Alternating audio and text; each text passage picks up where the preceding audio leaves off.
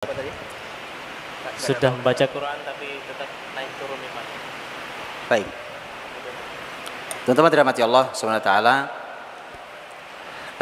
Quran ini memang diturunkan oleh Allah Subhanahu wa taala itu dengan sebagaimana firman Allah, ketika Allah berfirman, "Inna sanulqi 'alaika qaulan tsaqila."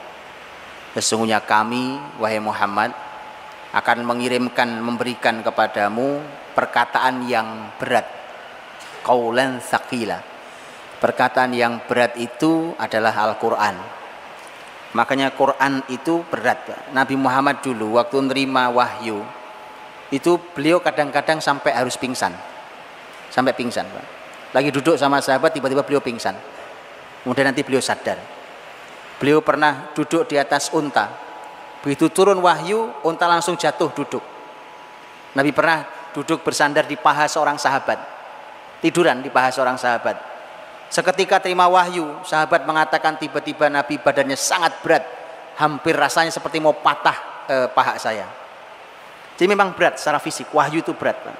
Karenanya Quran itu tidak mungkin bisa menghadirkan iman pada kita kalau tidak dibaca dengan kekhusyuan hati. Dan kekhusyuan hati. Khusyuk itu artinya tunduk kita, yang fokus, yang konsentrasi, yang tunduk pada Allah, yang takut pada Allah SWT. Itu yang akan menambah, akan memberikan tambahan iman. Adapun yang karenanya dalam sebuah riwayat disampaikan bahwa Quran ini di antara uraian tentang Quran ini dikatakan walaisa bil hazl. Quran ini bukan bercandaan, bukan mainan. Makanya ini juga peringatan, ya semoga tidak melemahkan semangat, tapi jadikan peringatan. Rasul menyampaikan bahwa akhir zaman itu Quran akan kembali banyak dibaca, tetapi mereka membaca Quran itu bukan dengan kekhusyuan, tetapi sebenarnya ingin nyanyi dengan Quran. Tahu nyanyi dengan Quran? Kalau nyanyi itu ya indah-indahan suara. Oke ya, itu sudah Nabi peringatkan. Bahkan kata Nabi SAW, akhir zaman itu salah satu tandanya adalah tidaklah seseorang didorong jadi imam kecuali agar dia menyanyikan Quran saat sholat itu. Apa maksudnya? Cuma yang diukur cuma keindahannya, tidak ada khusyuknya, tidak ada kesahduannya, tidak ada bagaimana dulu Nabi dan para sahabat sholat. Mereka nikmati, bahkan cuma satu ayat dinikmati betul. Kadang kalau bahagia mereka bahagia, kalau mereka nangis harus menangis, dan seterusnya. Itu begitulah. Ayat itu harus membawa hati kita. Kita bawa hati kita ketika membaca Al-Quran, dan bukan untuk dinyanyikan. Ini pelajaran teman-teman.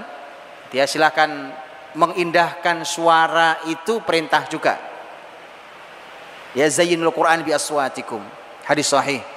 Nabi mengatakan hiasi Quran dengan suara indah kalian.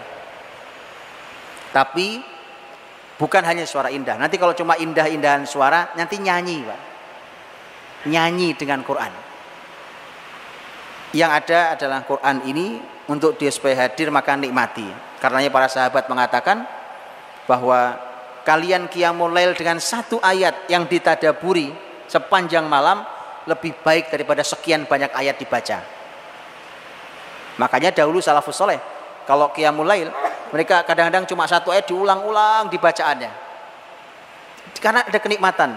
Umar bin Khattab radhiyallahu anhu melewati rumahnya Aisyah radhiyallahu anha. Didengarnya Aisyah sedang qiyamul lail di malam hari. Kemudian membaca ayat dalam surat Yusuf.